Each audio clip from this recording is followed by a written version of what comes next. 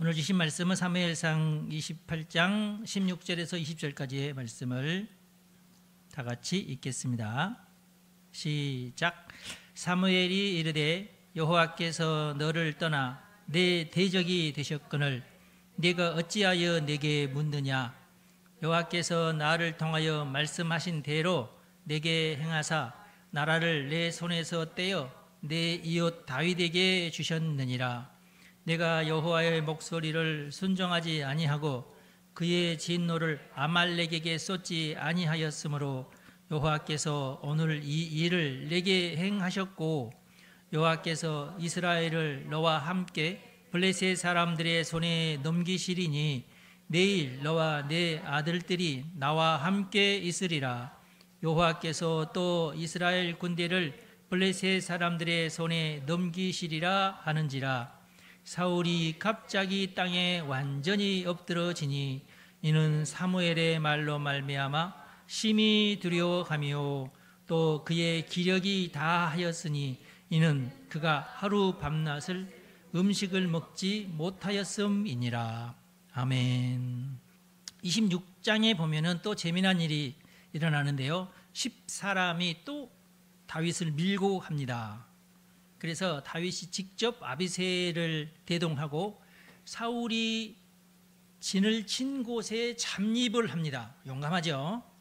아비새는 달리기를 아주 무척 잘하는, 말과 아비새가 달리기를 하면 아비새가 못 잡아요, 말을.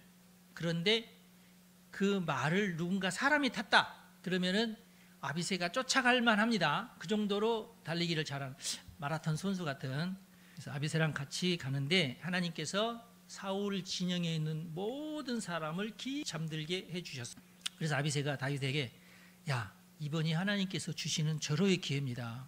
뭐 다른 거 필요 없이 그냥 한번 창으로 찔러서 사울을 죽이면은 끝납니다. 이제 모든 근심 걱정 다 사라지고 우리는 더 이상 도망 안 다녀도 되니까. 그러나 다윗은 아니다. 만약에 우리가 하나님께 기름 부음 받은 자를 우리가 치면은 그것이 죄가 된다. 아무리 사울이 약한 왕이고 나를 죽이려고 해도 그래도 사울은 하나님이 기름 부으신 자가 아니냐. 그러니까 우리가 그에게 손을 대면 안 된다. 만약에 하나님이 치신다면 하나님이 치셔야지 내가 치면 안 된다. 이렇게 말씀하신 겁니다. 그리고 다윗이 몰래 사울의 창과 물병을 가지고 갔습니다. 이게 사실 좀 말이 안 되는 얘기예요. 그 많은 몇백 명의 군사 중에 한 명이라도 지금 뒤척이면서 깨야 되잖아요. 근데 분명히 내가 생각할 때 한 10명 정도는 깼을 거다. 그런데 그놈들이 잠자는 척 했을 것이다. 물론 성경이 그렇게 기록되지 않지만은 그러니까 여러분들은 성경을 믿으시지 제 말을 믿으시면 안 되고, 그러나 짐작을 해보기로는 만약 내가 그 자리에서 잠을 자는 척하고 있다가 뭐 다윗이구나 나는 자는 척 했을 것이다 그 말이에요. 당신은 어떡할까요? 다윗이다 그럴 거야? 지혜롭게 행동해야 되겠죠? 아마 그랬을 것이다. 성경을 믿으시기 바랍니다. 그리고 이제 멀리 가가지고 이제 더 이상 쫓아오지 못할 만한 거리 한 500m? 그래서 큰 소리로, 산중이니까 조용히 뭐 우리 시내처럼 막 차 다니고 그런 소리 불러서요. 큰 소리로 군대 장관 아브네라 찾아가 누구야? 백성 중에 누군가가 사울 왕의 창과 사울 왕의 물병을 가져갔다. 너는 그 옆에서 자고 있었으면서 너는 몰랐느냐 이놈아. 네가 사울 왕을 지켜야 될 책임자 아니냐. 그런데 사울 왕이 잔다고 너까지 자냐? 그러면은 이제 군대에서는 그 사형감이에요. 그렇죠? 군대에서는 전쟁에서 패한 군인은 용서가 돼도 경계에서 패한 군인은 용서할 수 없다. 그런 비슷한 말이 있는데, 내가 자면은 저기 쳐들어왔을 때 우리 소대원들 다 자고 있는데 다 죽인다. 그러니까 그건 용서가 안 돼요. 그 말이 맞는 말이에요. 사실은 다 존다. 그래서 졸지 않도록 같이 있어요. 두 명이 꼭 같이 있어요. 한 놈이 졸더라도 옆에서 왜 조냐고 그렇게 하고 그렇게 해주니까 왕을 보필하지 못했으니 너는 죽어 마땅하다 이놈아. 사울이 깜짝 놀랐어요. 이거 다윗의 목소리가 아니냐. 내 아들 다윗아, 이것이 너의 음성 아니냐. 맞습니다. 주여, 주께서는 어찌하여 종을 쫓으십니까? 왕을 충동시켜서 저 다윗을 잡아야 한다고 하시는 이가 하나님이시면은 다윗이 말을 잘해 내가 보니까. 하지만 왕을 그렇게 충동시키는 자가 사람이라면 그놈은 하나님에게 저주를 받아 마땅합니다. 아브넬 너 이놈아 네가 그랬지. 지금 그 얘기거든요. 근데 사실 아브넬이 그런 게 아니라 사울이 그랬어요. 근데 다윗을 뻔히 알면서도 아브넬아 네가 그랬지. 네가 사울 왕을 너 충동시켜 정신적으로 조금 혼미하신 우리 사울 왕을 네가 잘못 보필해서 이런 일이 일어난다. 너희 죽일로만 너 이놈아. 왕이시여 여호와 앞에서 빨리 도망 다니는 이 처량한 저의 피가 이 땅에 흐르지 않게 계속해서 하나님의 공의가 실현돼야 됩니다. 이것은 아닙니다. 사울 왕이시여 당신이 한 일이 아니지요. 괜히 옆에서 누군가가 충동질해서 이게 이제 애둘러서 표현하는 거예요. 사실은 사울 왕 네가 잘못한 건데 사울 왕 당신이 잘못했습니다. 이런 말을 안 하려고 자꾸 옆에서 누가 부추겨서 당신이 그런 거 아니냐 이렇게 애둘러서. 우리나라 사람들은 또 이렇게 다윗이 우리나라 사람들처럼 선한 마음이 좀 있나 봐요. 그래서 직접적으로 상대방을 비난하지 않고 그 주변을 비난하고 있는 겁니다. 어찌 산에서 메추라기를 사냥하듯이 왕께서 벼룩 한 마리를 사냥하러 나오셨나이까. 마치 자기가 벼룩 같은 정말 하찮은 존재다. 이 하찮은 존재 때문에 왕이 왜 이렇게 행차를 하십니까? 사울이 말하기를 사울왈 내가 범죄하였도다. 내가 다시는 너를 해하지 아니하리라. 거짓말이죠. 내가 대단히 잘못되었노라. 그래서 제가 사울왈 그렇게 한 거예요. 왈 다윗이 가라사대. 다윗은 내가 가라사대라고 썼어요. 왕이시여 내가 왕의 생명을 소중하게 여긴 것처럼 여호와께서 내 생명을 중히 여기시 바랍니다. 이 다윗이 참 말을 잘해요. 내가 왕의 생명을 소중하게 여기지 하나님이 당신의 생명을 소중하게 여기서는 안 된다는 뜻이고, 자기 생명은 사울 왕이시여 내 생명을 소중하게 여기십시오 이렇게 안 하고 하나님의 내 생명을 소중하게 여겨주시길 바랍니다. 다윗이요 정말 정중하게 얘기하고 사울 왕에게 공손하게 얘기하는 것 같아도 사실 이 말 속에 뼈가 들어가 있습니다. 다윗도 참 말은 그럴듯하게 하면서도 상당히 의미심장한 말을 하는 거예요. 보세요. 나는 왕의 생명을 소중하게 여깁니다. 그래서 안 죽였습니다. 그 말이에요. 근데 절대 하나님은 당신의 생명을 소중하게 여기지 않을 것입니다 라는 말이 들어가 있고, 하나님이 내 생명은 하나님이 소중하게 여기시기를 바랍니다. 예, 왕이 아니라 왕이 내 생명을 소중하게 여기지 않는 것은 내가 이미 다 알고 있으니까. 굉장히 좀 의미심장한 말이죠. 그러자 사울이 감동을 받아가지고, 내가 볼 때는 감동받을 일이 절대 아닌데 감동받아가지고 내 아들 다윗아 네가 복이 있을지로 너는 앞으로 잘. 원수의 입에서 이렇게 이런 축복의 말이 나오니까 그래도 사울이 양심은 있는 거예요. 그 다음에 27장 드디어 다윗이 결단을 내립니다. 안 되겠다. 계속 이러다가는 서로 피곤하다. 사울 쟤는 또 나를 잡으러 내려올 것이다. 그러면은 동네 10사람처럼 나를 밀고 해야만 한다는 그 마음을 가지고 있는 사람 분명히 또 있다. 그러면 또 밀고를 할 것이고, 그러면은 사울 왕은 또 나를 또 잡으러 올 것이다. 언제까지 이럴 수는 없다. 이렇게 그렇게 판단을 내리는 거예요. 그러면은 밀고 한 사람이 잘못인가요? 그게 또 잘못이라고 할 수도 없는 것이 뭐냐면, 나중에 여러분들이 만약에 여러분들이 사는 동네에 다윗 왕이 숨어 있어. 그걸 알게 됐어. 그럼 어떻게 해야 돼? 그러고 싶지 않아도 일단 밀고를 해야 돼. 나중에 사울 왕이 와서 너 알고 있었다며? 이 자식이 알고 있었으면서도 말 안 했어? 여봐라 당장 저놈을. 그러면은 자기는 죽어요. 예, 그게 정권이고 그게 나라야. 너무나 당연히 그렇습니다. 그러니까 이 밀고 한 사람에게 저놈은 밀고자다 하면서 비난을 할 수가 없어요. 자기도 자기 생명을 지키기 위해서 이렇게 하는 거니까. 그래서 이것을 이제 다윗이 늦게 깨달은 거예요. 그런 다음에 내가 이러지 말고 내가 내 생각을 고쳐먹어야 되겠다. 그러면은 내가 블레셋에 망명을 해야 되겠다. 그렇게 된 거예요. 그러니까 뭐랄까 생각을 바꾸는 겁니다. 우리나라가 지금 현재 생각을 바꿔야 될 때가 왔어요. 자기의 시선을 계속 여기만 보지 말고 다른 데를 봐버려야 돼. 전 세계가 지금 그래야 됩니다. 우리가 지금 속았어요. 몇십 년을 속았어요. 그래서 우리의 생각을 바꿔야 됩니다. 여러분, 좌파를 미워하지 마십시오. 솔직하게 얘기하자고 까놓고 얘기하세요. 그들을 비난하는 말을 하지 마세요. 여러분 친구 가운데, 여러분 그 친척들 가운데에 터놓고 얘기하세요. 그들도 속고 있는 거예요. 우리도 속았잖아. 마찬가지예요. 그냥 속은 거예요. 우리나라가. 솔직히 전 세계가 속은 거예요. 현대팔 제갈공명한테 속은 거예요. 교묘했어요. 정말 교묘했어요. 다 속았어요, 우리가. 그래서 우리가 이제 정신 바짝 차리고 새로운 방향을 우리가 바라봐야 됩니다. 드디어 다윗이 부하 600명을 거느리고 가드 왕 아기스에게 피난을 합니다. 옛날에는 혼자 가서 실패했죠. 망명이 실패했죠. 이제 600명이나 데리고 가니까 아기스도 야, 저놈을 내가 어떻게 할 수는 없어. 그쵸? 저놈은 싸움에서는 특출날 놈이라 나랑 붙으면 자기가 쳐. 틀림없이 질 거야. 그쵸? 근데 왕이시여, 내가 망명을 왔습니다. 저를 거두어 주십시오.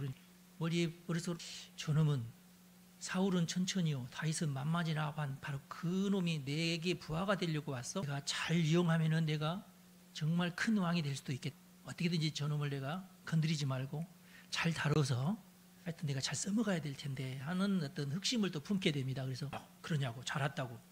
제가 조그마한 거울 하나 주시면 제가 거기서 있습니다. 그래? 그러면은 너는 그 시글락에 가서 살아라 하고 시글락을 줍니다. 시글락이 그런데 유다 지경과 가까운 데 있어요. 조그마한 촌락인데, 그래서 600명이 다 거기 가서 살게 됩니다.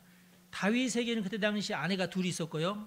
각자 600명의 부하들도 다 자기 가족, 자기 애들을 다 데리고 있었어요. 그래서 가만히 있어봐라. 그러면은 아내까지 해서 1203명, 애들까지 한다면 한 가정에 두 자녀만 있다고 해도 1200이니까 2400, 2500 정도 되는, 와, 걔들만 해도 한 마을 되겠다.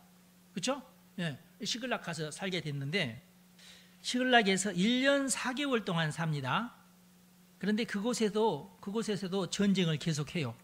전쟁은 그러니까 그 지역, 남쪽 지역의 치안을 담당을 하는 거예요. 그술 족속, 기르스 족속, 아말렉 족속을 깨부셨어요. 계속.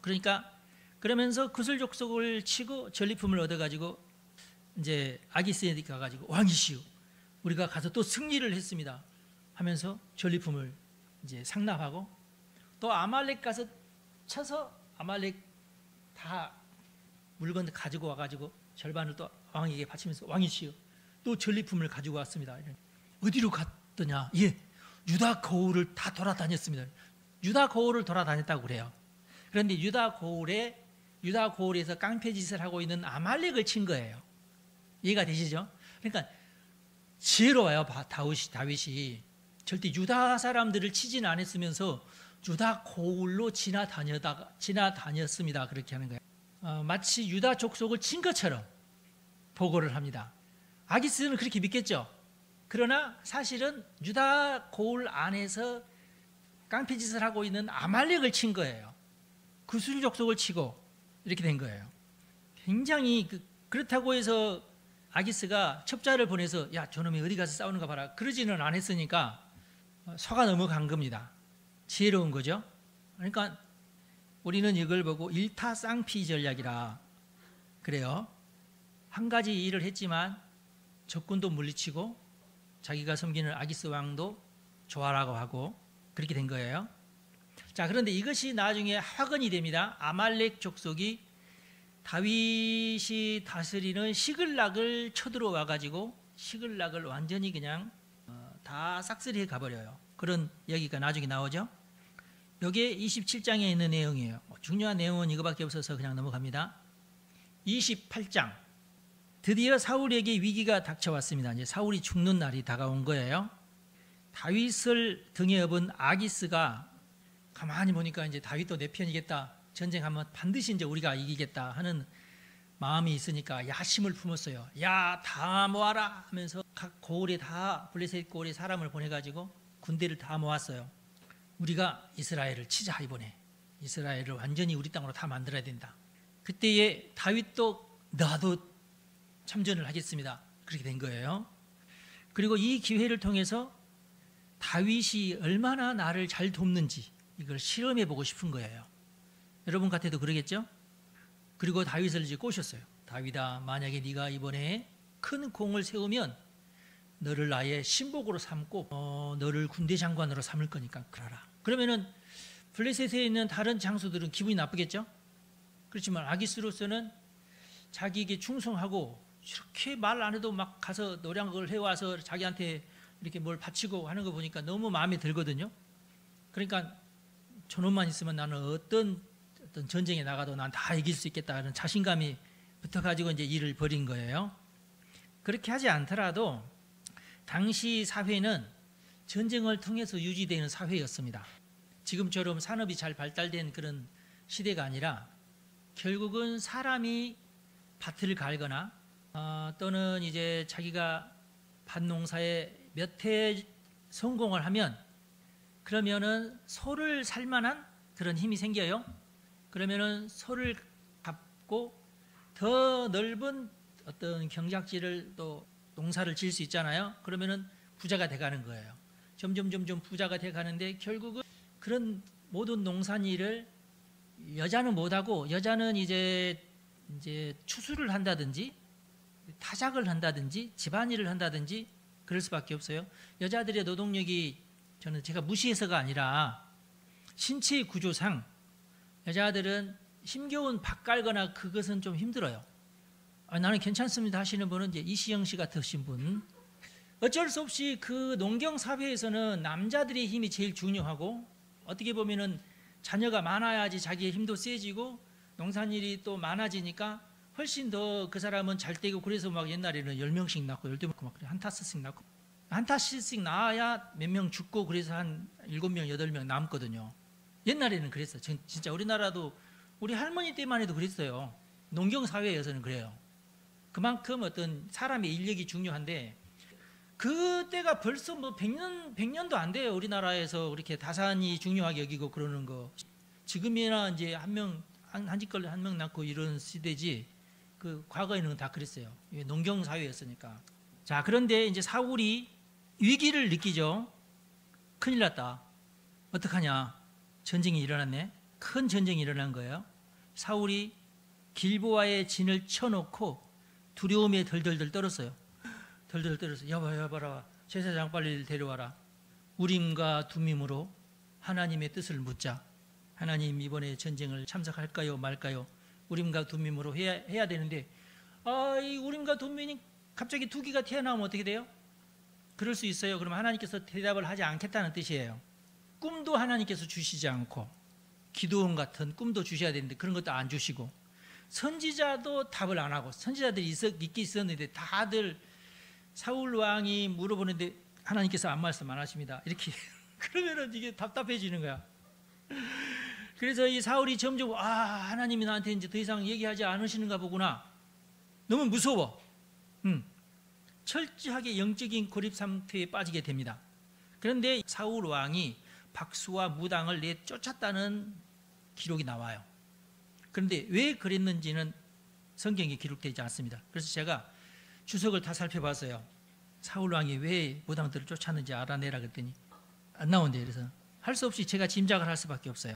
그러니까 여러분 지금 제가 하는 말은 믿어야 될 말이 아니고 짐작이니까 여러분 짐작해봐요. 우리 합리적인 짐작해야 돼요. 여러분 이렇게 해야 여러분들이 성경을 읽을 때 재밌게 읽어요. 엉뚱한 질문을 할 줄 알아야 돼요. 엉뚱한 질문. 요즘에는 AI가 있어서 얼마나 좋은지 몰라. 엉뚱한 질문 나오면은 AI에 물어봐. 그러면 정말 내가 모르는 것을 딱 알려줘요. 그런데 이번에는 실패했어.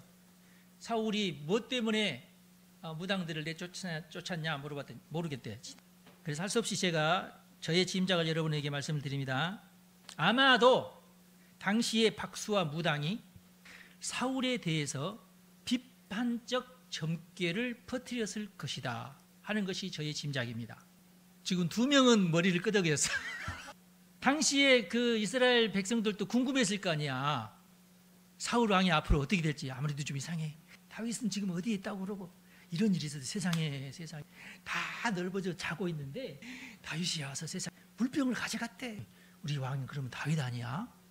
수근수근. 그래서 무당들이 그런 딱 듣고 백성들이 와가지고 점을 칠 때 그런 거 물어보면 하나님께서 다윗을 세우실 겁니다. 뭐 이런 어떤 소문을 퍼뜨렸을 거다. 그러면은 그건 이제 또 이제 사울 왕의 귀에 들어갈 거 아니에요. 누가 그랬다고? 저기 어떤 무당이 그러던데 이놈의 자식들 말이야. 여봐라. 전국에 있는 모든 무당들, 모든 박수들 참 주방시켜라. 해가지고 나는 박수 아닙니다. 저는 손뼉입니다. 이러면서 다 숨었어. 이렇게. 그러니까 민심이 흉흉해져서 사울 왕에 대한 비판의 목소리가 무당을 통해서 나오니까 아마도 사울 왕이 저 새끼들을 다 죽이든지 내쫓아라 그랬을 것이다는 저의 생각입니다. 정답은 아니에요. 아셨죠? 네, 믿거나 말거나 그럴 가능성은 있을 만하죠. 자, 그런데 이제 하나님께서 자기한테 대답을 안 해주시니까 이제 급한 거야. 아유, 무당이라도 빨리 찾아라. 무당 다 내쫓아 버렸는데 난 무당입니다. 누가 나서겠냐고. 사울 왕이 다 내쫓았는데 아무도 안 나서. 그래서 안 되겠다. 변장을 했어요. 자기가 화장을 하고 다른 사람인 것처럼 화장을 하고, 야, 신령한 유명한 요즘 뜨는 무당이 누구냐? 저기 모르는데요. 이 자식 빨리 말해. 너 알고 저 윽박지를 가지고 예, 저기 사실은 누구가 신령하다고 제가 들었습니다. 알았다. 빨리 그리 가자. 밤중에 몰래 있어요. 밥도 안 먹고 막 찾아가.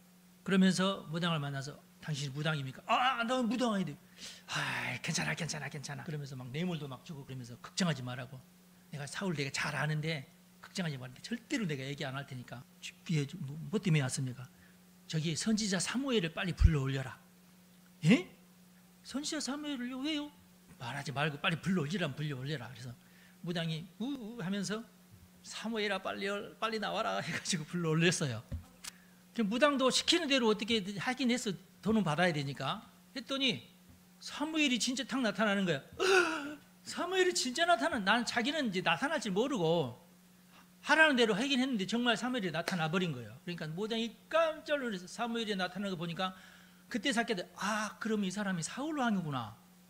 왕이시여 왜 나를 속이시고 이러십니까? 이제 죽었구나. 그러면서 달달달 떠니까 걱정하지 마라. 사무엘이 사울에게 말했어요.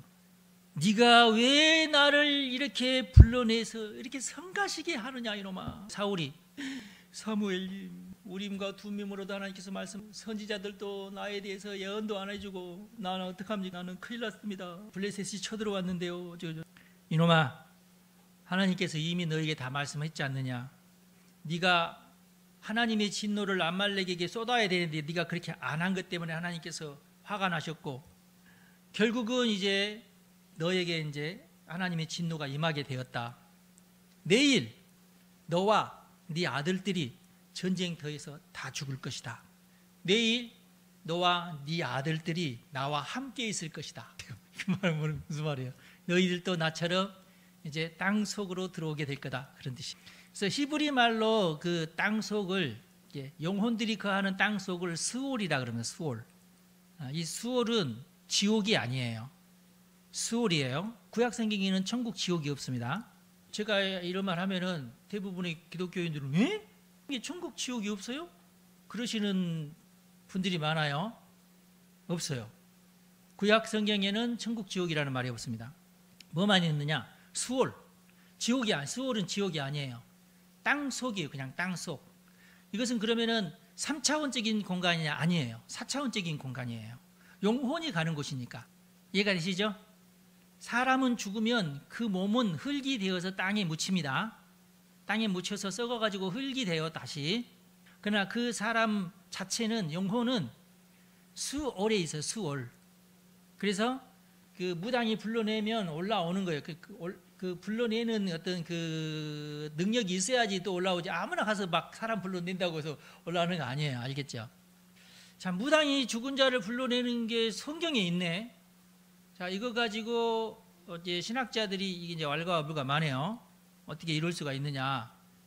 그러면 기독교가 그러면은 타종교하고 뭐 다를 것이 뭐가 있느냐?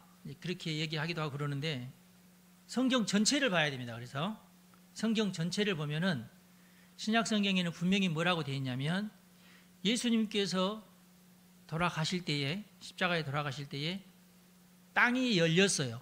그러니까 수월의 문이 열린 거예요.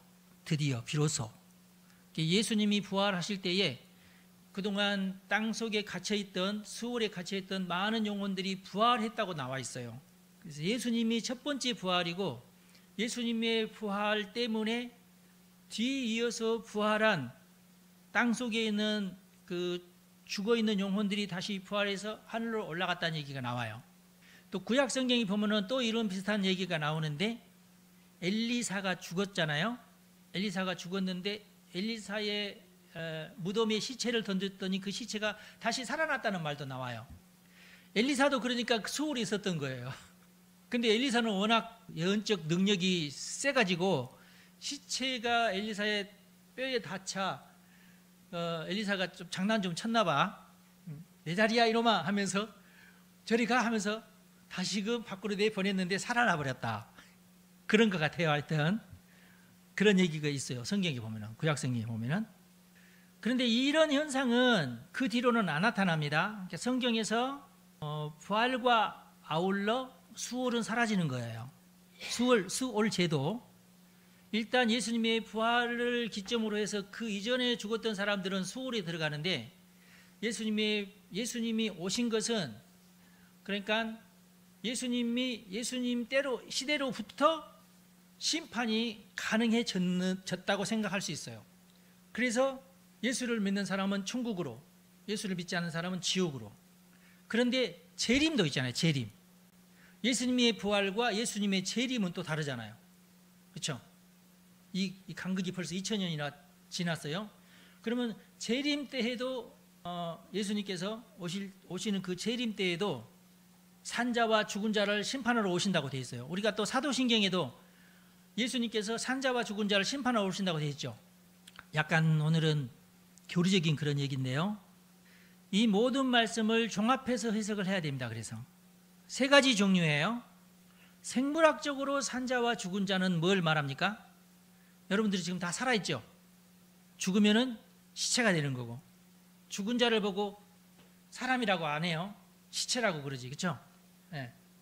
그래서 생물학적으로 산자가 있고 생물학적으로 죽은 자가 있다. 그런 의미로 성경에서도 산자와 죽은 자를 나누기도 하고, 두 번째로 영적인 표현으로 하나님 안에 있는 자는 살아있는 자, 죄 가운데 있는 자는 죽어있는 자, 이렇게 표현하기도 해요. 그러니까 죽었지만은 믿음이 있는 자는 살아있는 자라고 얘기하고, 살아있지만은 그 영혼이 죽어 있으니까 죽은 자라고 표현하기도 하고 그래요. 그래서 거듭난다는 표현은 뭐예요? 아직 예수 믿지 않는 죽은 자가 예수를 믿음으로 그가 거듭났다고 얘기를 해요. 그 영적인 측면이에요. 살았다 죽었다에 대한 것.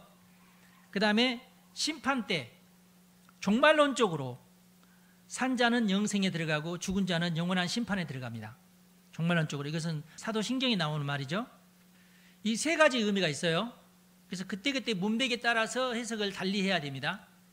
자, 그럼 우리나라뿐만 아니라 전 세계 대부분의 나라에는 무당이 다 있습니다. 그리고 무당들이 하는 행동이 뭐예요? 죽은 자와 대화를 합니다. 우리나라 무당도 죽은 자가 없으면 장사가 안 됩니다. 점치는 거하고 틀려요. 점괘를 보는 거, 사주팔자 이런 거하고 틀려요. 무당은 죽은 자와 관계를 맺어서 죽은 자의 혼을 달래준다든지 뭐 그런 일을 하는 거예요. 그걸 이제 무당이라고 그러는데, 과거에 예수님이 부활하지 않았을 때에는 분명히 여기 구약 성경에도 나와 있듯이 무당이 죽은 자를 불러 올릴 수 있는 거예요. 근데 잠깐이지 이제 그도 이제 어쩔 수 없이 다시 들어가야 돼요. 그러면서 이제 대화를 주고받고 하는 거예요. 신학적으로는 우리는 그런 현상을 귀신이 관여를 해서 귀신이 대신 답을 해준다, 그렇게 생각을 하는 거예요. 그럴 수 있는 거예요. 귀신은 속이는 자이니까 얼마든지 그럴 수 있어요. 그렇지만 우리나라 전통에도, 유교 전통이 뭐죠? 조상이 죽었지만은 우리와 제삿날만 되면은 다가온다. 그러면은 평상시에는 밥을 안 먹고 있다가 제삿날에는 실컷 먹는다는 얘기지 않죠? 그죠? 그것도 이상하지만, 그래 놓고 또 자손들이 또 다 먹잖아 또. 그럼 조상들은 뭘 먹는 거야? 난 그것도 정말 이해가 안 되지만, 내가 아버지를 잘 섬겼으니까 아버지도 저에게 복을 주고 가세요. 이제 이렇게 해서 발달하는 게 유교 아니에요? 그것이 제일 잘 발달된 나라가 우리나라입니다.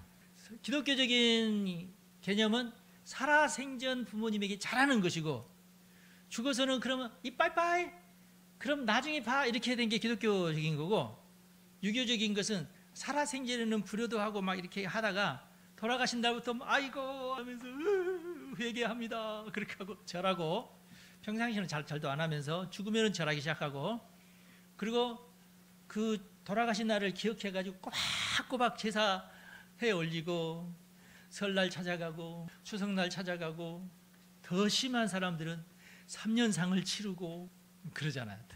대단한 나라예요, 우리나라. 민족 대이동을 하고 막 그렇게 산소는 잘 써야 된다 그러면서 100만 원짜리 산소, 200만 원짜리 산소, 막 평상시에는 불효자였으면서 그럴 때는 튀어나와가지고 이래서는 안 된다고 300만 원짜리 하지 막 이렇게 하면서 재미있는 나라야, 우리나라가. 그러면서 이제 무당들이 이제 먹고 사는 겁니다. 제가 생각할 때는 신학적으로 우리가 따진다면은 예수님께서 부활하신 이후에는 수월 제도는 없어졌다, 이렇게 보시면 되고, 그래서 이제 조상신들이 다시 우리에게 와서 뭐 우리와 대화를 한다, 이것은 사실은 이제 없는 얘기고, 단지 그런 역사가 과거에 있었으니까, 2000년 전에는 있었으니까, 그런 현상이 이스라엘에서만 있었던 것이 아니라 전 세계적으로 있었을 거 아니에요. 그러니까 전 세계적인 모든 사람들이 이제 그런 것은 익숙해져 있는데, 지금은 그러지 않는데도 불구하고 그걸 가지고 지금도 무당이 계속 먹고 있다, 저는 그렇게 보는데, 그러면 나와서 얘기하는 사람 누구냐? 그건 내가 볼 때는 귀신이다.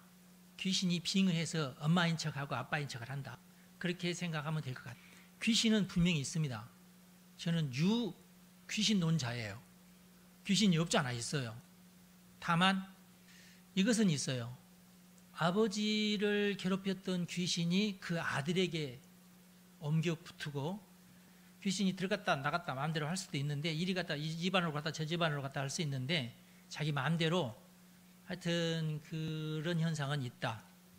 그러면 어떻게 이 귀신의 어떤 속박에서 벗어날 수 있느냐? 예수의 십자가밖에 없어요. 예수의 십자가. 비로소 거기서 벗어납니다. 그러나 예수 믿다가 무당된 사람도 많아요. 그러니까 제대로 믿지 않고 마귀가 하는 거짓말에 속아 넘어가면은 무당이 돼요. 그러니까 성경을 믿으십시오. 그리고 예수님께서 오시면서 비로소 천국과 지옥에 관해서 분명해졌어요. 그럼 그전에는 천국과 지옥이 없었어요. 예수님도 분명히 말씀하시죠. 요한복음에 내가 가서 너희를 위해서 집을 짓겠다, 그 말은 천국을 짓겠다, 그 말이거든요. 그러니까 옛날 창세 이전부터 천국이 있거나 그러지 않았어요. 예수님께서 이제 부활하시고 가셔서 천국을 만들겠다는 것이요. 여러분 그걸 믿으십시오.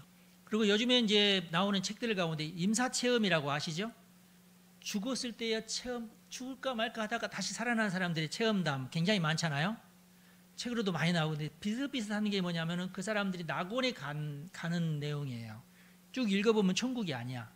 초창기에 많은 사람들이 그 임사 체험한 사람들의 얘기를 듣고, 오, 정말 천국이 있구나. 그 사람이 가서 경험했다는 천국 이야기를 들어보면은 성경적으로는 그냥 낙원이지 천국은 아니야. 천국은 들어가는 대문도 있고요. 근데 낙원은 뭐예요? 그냥 끊임없이 초원에서 날아다니는 나비, 이 정도예요. 그러면 천국 아니잖아요? 네. 그래서 대부분의 임사체험했던 사람들이 경험한 것은 뭐냐? 끊임없이 펼쳐져 있는 초원과 초원 위를 날아다니는 나비. 그래서 임사체험하는 사람들이 제일 먼저 기억나는 게 뭐냐? 나비입니다. 그래서 혹시라도 여러분들이 임사체험한 사람을 만나가들랑 뭘 보셨습니까? 나는 천국문을 봤고, 그 사람은 천국문 갔다 온 거야, 실제적으로. 아시겠죠? 아, 베드로를 만났네. 그럼 천국 갔다 온 거예요. 아셨죠? 그런데 허허 벌판에, 파란색 들판에 꽃들이 피어 있고 나비가 날아다니다. 그냥 천국 아니야. 거기는 그냥 낙원이지. 그래서 저는 우리 기독교의 교리 가운데 천주교의 교리하고 다른 것이 또 뭐가 있냐면, 천국은 지옥이 있고 연옥이 있고 그다음에 낙원이 있고 천국이 있다고 그래요, 천주교에서는. 근데 우리는 천국과 지옥만 있다, 이렇게 얘기하죠. 근데 임사체험했던 사람들 얘기 들어보면은 낙원이 있어요. 그 사람들이 얘기는 절대 천국 얘기가 아니야. 그러니까 이 사람은 보니까 믿기는 믿었는데 대충 믿고 이런 사람들은 내가 볼 때에 이건 뭐 신학적인 얘기는 아니고 낙원에 가지 않나. 이 사람들은 나중에 최후의 심판 때에 서야 돼. 모르겠어요. 그 전에 또 하나님께서 어떤 특혜를 베풀어서 어떤 천국에 갈 수 있는 어떤 티켓을 주실지는 모르지만은 내가 봤을 때는 성경적으로는 그게 아니고 성경은 단호합니다. 그냥 예수의 이름으로만 천국에 들어가는 거예요. 그런데 이제 캐톨릭에서는 지옥에 가기 전에 연옥이라는 데가 있다. 이 연옥은 죄를 지었는데 그 지옥 갈 만한 죄는 아니고 지옥의 문턱에서 지옥에 안 들어가고 나중에 최후의 심판 때에 완전히 판결을 받아서 들어갈 사람들이 거하는 곳이 연옥 이렇게 돼요. 이 사람들도 낙원에 있는 사람보다는 덜 하겠지만은 아주 희소하게 이 사람들도 어떤 경로를 통해서 천국에 갈지는 모르지만 낙원보다 한 단계 낮은 곳이 연옥이고 절대로 들어가서 나오지 못하는 곳은 지옥이고 아시겠죠? 근데 기독교에서는 이렇게 안 가르친다. 천주교에서는 그렇게 가르치는데 저도 이 천주교의 이 이론을 받아들이냐 마느냐 고민을 많이 했는데 요즘에 나오는 임사체험한 사람들의 간증을 듣고 보니까 가능성은 있다. 그 정도예요. 그러니까 제가 교리를 지금 가르치는 게 아니고 현상을 지금 가르치는 겁니다. 가르친다고도 할 수 없고 각자가 여러분들이 판단을 하시되 그걸 믿으면 지옥 가거나 뭐 천국 그건 아니야. 아셨죠? 방금 얘기한 지옥, 연옥, 낙원, 천국을 믿어야지 천국 가고 그거 아니에요. 예, 그거 상관없이 천국에 가는 것은 무조건 예수의 이름으로 천국에 가는 거고 하나님의 자녀가 돼야 천국에 가는 거예요. 천국에 가는 것도 단계가 있다. 천국은 절대 민주주의가 아니다.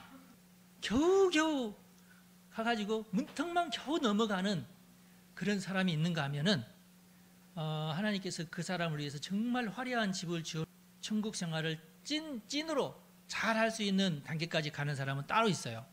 대충 예수 믿고 대충 헌신하고 그런 사람들은 예를 들어서 천국에 이제 12단계가 있다고 치면 한 2단계, 3단계 지옥 가는 것보다 낫죠. 그렇죠?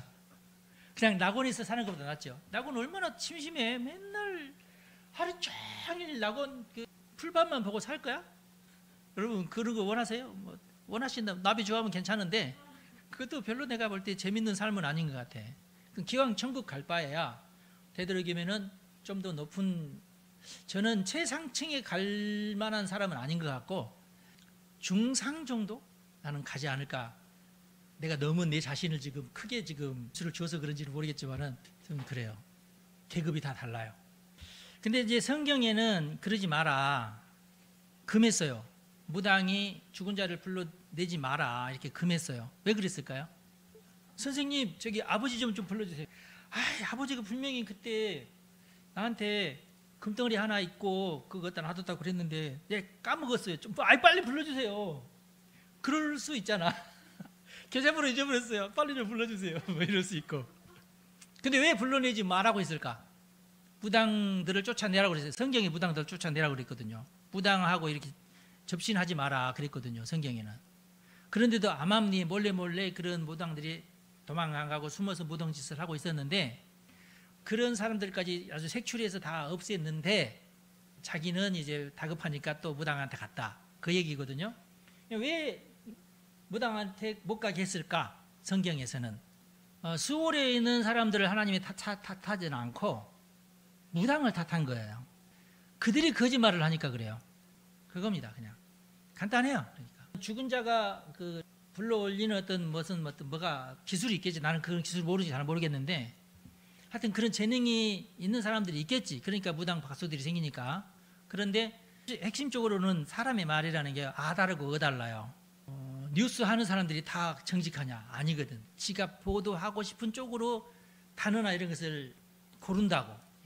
그래서 사실은 이런 일이 일어났는데 마치 이런 일이 일어난 것처럼 보도를 한다고요.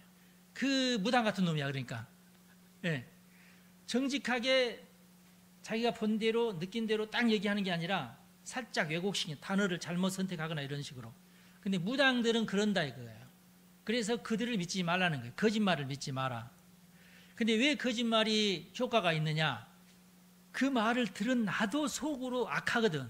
악한 사람은 악한 사람끼리 통해요. 그래서 저 사람이 거짓말 해주기를 바래. 내 속이 그래도 오케이 하면서 맞장구를 치고 싶어가지고. 이해가 되시죠? 그래서 내 속에 사기꾼 어떤 심성이 있는 사람들은 다단계들이 사기치면은 그 말을 너무너무 좋아해. 아멘 아멘 하면서. 자기 속에 거짓이 있으니까 거짓과 거짓이 만나서 왔다고 났다고 이렇게 하면 돈 번다고. 오케이. 약간의 거짓말, 이거 뭐 치는 거 아니야? 하면서. 근데 여러분들이 나는 거짓말 하지 않겠습니다. 거짓말에 내가 속았으면 분노하고, 예수를 믿는 사람, 십계명을 믿는 사람들은 거짓말을 하지 않습니다. 근데 십계명을 안 믿는 사람들은 거짓말을 해요. 굉장히 유용하거든. 엄마한테 3대 맞을 것 한 대만 맞고 말거든. 이게 거짓말의 이게 효력이라고 이게. 그러니까 이 사람은 거짓말이 필요하다는 것을 삶으로 배워서 알고 있어요. 그래서 나도 거짓말하지만 저 사람도 거짓말한다고 믿어요. 그리고 거짓말하는 사람끼리 서로 잘 이렇게 협력이 되고 서로 거짓말이 들통나도 서로 웃어요. 야 이마 너 이 거짓말이지. 너도 이렇게 거짓말 그러면서 한 편을 먹어요. 이게 거짓말하는 사람들의 특징이에요. 그런데 하나님이 그것을 싫어하십니다. 결국은 그 사람은 계속 다른 사람을 속이기도 하고 그것은 마귀의 세상이지 하나님의 세상이 아니에요. 사실은 안 들어와야 될 목사님들이 골치 아픈 본문이 있어서 또 설명을 안 할 수도 없고 그래서 설명을 해드리기는 하는 건데 이것이 나도 한번 그러면 죽은 사람 불러내볼까? 이건 아니다. 하나님이 금하신 거다. 그리고 속는다. 그래도 죽은 아버지가 나한테 와서 거짓말을 할까? 선한 아버지 같으면 거짓말 안 할 텐데요. 모른다. 죽은 사람이라고 해서 거짓말 안 한 것도 아니다. 기도하겠습니다. 하나님 아버지, 오늘 또 하나님의 말씀으로 공부하게 하신 참 감사합니다. 말씀 속에 들어있는 귀중한 진리의 말씀 우리가 잘 새기고 깨닫게 하여 주시고 우리의 삶에 유익하게 사용할 수 있도록 은총을 베풀어 주시고 우리의 믿음을 돈독하게 하여 주옵소서. 성경을 사랑하며 하나님의 말씀을 귀히 여기는 자들이 결국에는 복을 받고 평안한 삶을 누리며 하나님의 보호하심을 받게 될 줄로 믿습니다. 우리 성도들을 축복하오니 그런 은총과 복을 허락하여 주옵소서. 우리 주 예수님의 이름으로 기도합니다. 아멘. 여러분 축복합니다.